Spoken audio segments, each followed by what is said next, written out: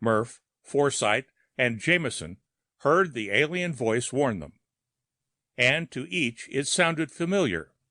A sweetheart, a son, a hated enemy. Leave, Earthmen, or Die, by John Massie Davis. In a dwindling spiral, they circled the planet, and Murph's cold blue eyes studied the radar screen. Things looked good. No sign of cities, social denizens, or humanoids. He was scribbling notes on his desk when the all-wave above him started crackling.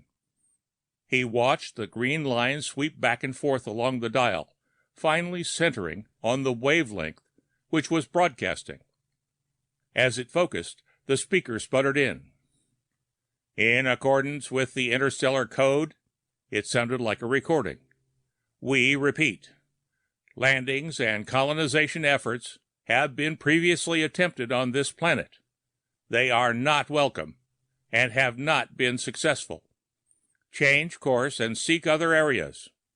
This warning is being broadcast upon wavelengths available to you and in language translatable by you in accordance with interstellar code.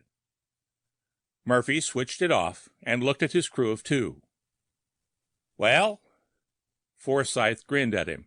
The hell with them. We've heard that from every race in the solar system, one way or another. I say we land.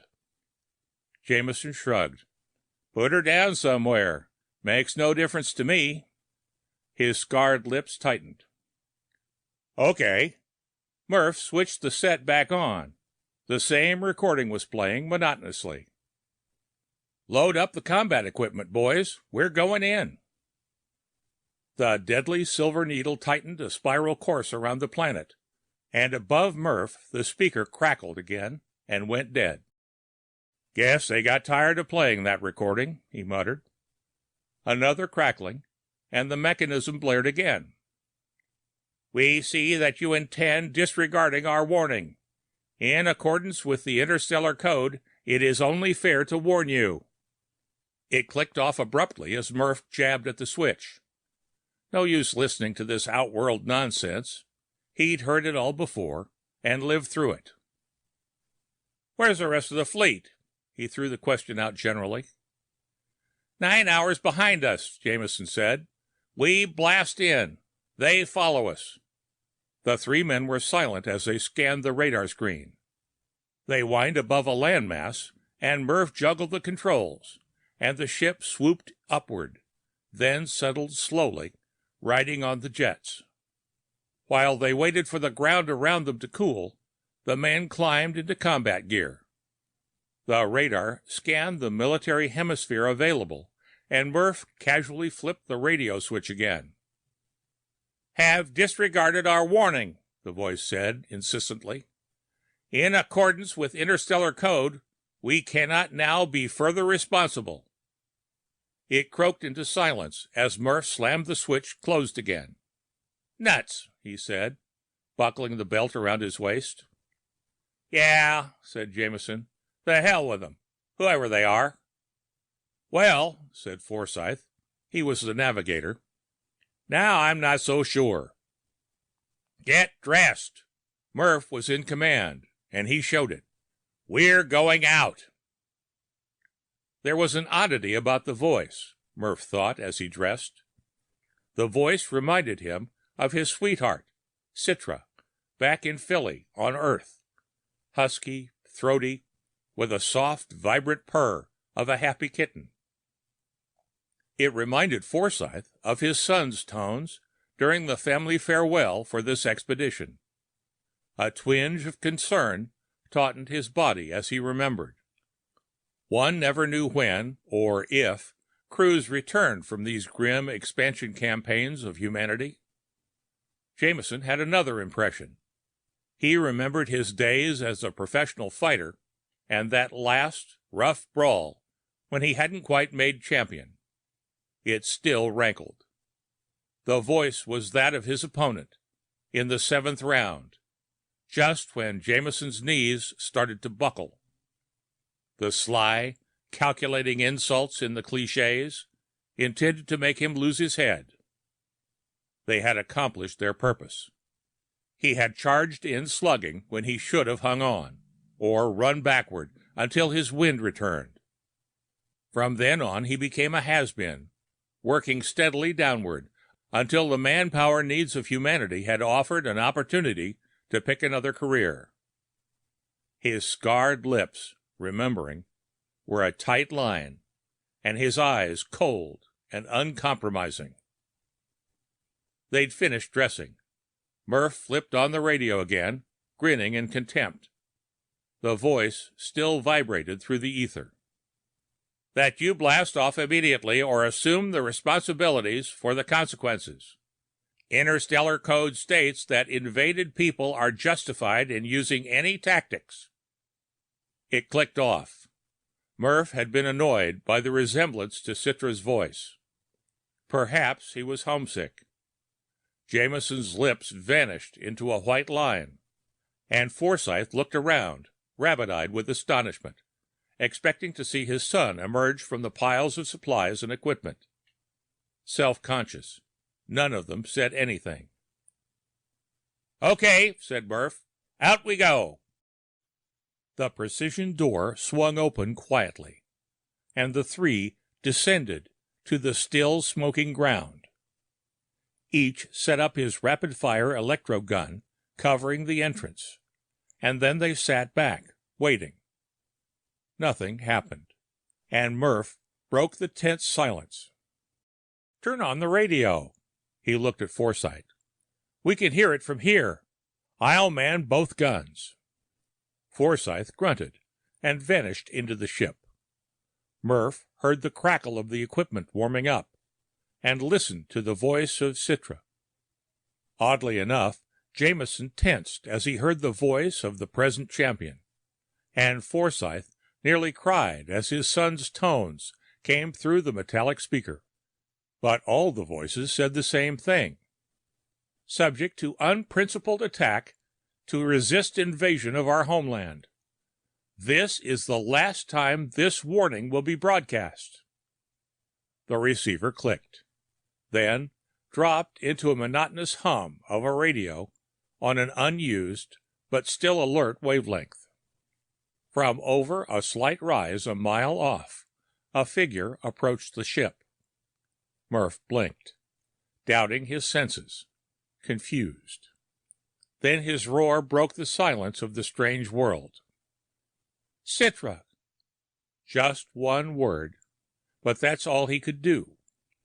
She looked as she had when he'd left on this expedition, when they had said goodbye. Sparkling with sequins in her dressing room, undulating with feathers in the right places, she walked toward him with the feline grace he'd learned to love.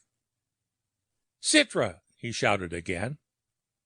Astonished, he deserted his position behind the gun and started running across the plain. Graceful, dainty, encountering difficulties because of her spiked heels on the rough terrain, she smiled bravely and hurried toward him. Forsythe saw the approaching figure too. He tensed with disbelief and surprise, and then his voice rose excitedly. "Jimmy! Jimmy!" What was his boy doing here? Reason faded as he watched his 9-year-old son stumble toward the ship. He unfastened his harness and slipped from behind the gun. His boy on an alien planet, confronting unknown dangers? He must get to him. Get him back to the ship and the little ring of certainty behind the guns.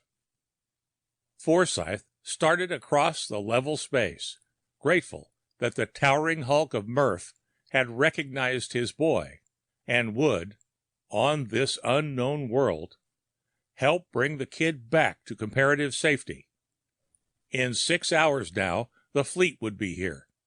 The boy would be sent home on one of the capital ships. Behind him, Jameson watched the two figures running away. His face froze into granite. Rage and resentment surged within him. Across the plain, he saw the man who had stolen, Yes, stolen the championship from him. The fighter loped toward him casually, sneering and confident. Jameson felt a surge like an electric shock across his shoulders. His teeth ground together, and he could hear their roaring within his ears. Deliberately, he moved from his gun, started at a fighter's dog trot toward his opponent. It occurred to him that Murph and Forsyth would beat him there. He was glad they were willing to help, but for the sake of his own integrity, he considered this his fight. Jameson ran swiftly then. He passed Forsyth and Murph, determined to be the first to reach the one man he hated. He sprinted eagerly, sucking the strange air chemicals of this world into his lungs. He was short of breath. Behind him, he heard the heavy thudding of Murph, plunging and plowing toward him, and, in addition, the light but rapid steps of Forsyth. By now, he didn't care. He was confronting his opponent. Dropping into a crouch, Jameson moved in, feet wide, tense. There would be no mistake, no error this time. His fist lashed out, and his opponent fell on the strange and powdery dust of a strange world, millions of miles from their first fight. The man started struggling up, and again flat-footed, tense, fists like clutched sledgehammers, Jameson dove at him. And then it happened. Murph hit Jameson from the side. Raw and choking with rage, Murph clubbed, groped, kicked, fouled, until the ex-fighter fell in the pale and strange dust.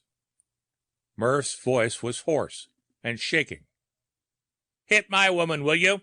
he screamed in rage. Jameson tried to rally, but each time he moved, Murph's fist slammed against his face and head. There was a final crash as the back of his head struck against the rocks on the ground. Jameson lay in the dust of an alien planet, and from behind his right eye, gray and reddish matter oozed. He didn't move. Murph stood up. He looked again at Citra. He was choked and tired, standing there, and as he gasped for breath, Forsyth ran by him, ran up to her. Angrily he watched. Forsyth running up to his woman. What was wrong with these men? Murph saw Forsyth put his arms around Citra and say meaninglessly to Murph, "Jimmy! Jimmy!" Again a red rage filled Murph. He dove forward, smashing into Forsyth, and the navigator reeled backward. As he fell back, his feet tangled in the scrubby vegetation of the planet. He reached toward his belt, and his electrogun jerked free from the holster. He saw the bull shape of Murphy over him, an enraged beast, and as he fell, the twin electrodes shot out an energy stream. Fear and hatred tensed his nerves, but despite the emotion, he set the range right. The sparks arced together just in front of the great bulk of Murph. There was a crackling and the smell of burnt flesh, then a surprised look upon Murph's face. The surprise turned to rage, and the last thing Forsyth saw was Murph falling down on him. His clothes and his chest burned away until the ribs showed, animal rage welling from his lips. A figure stood 50 feet away and watched this drama.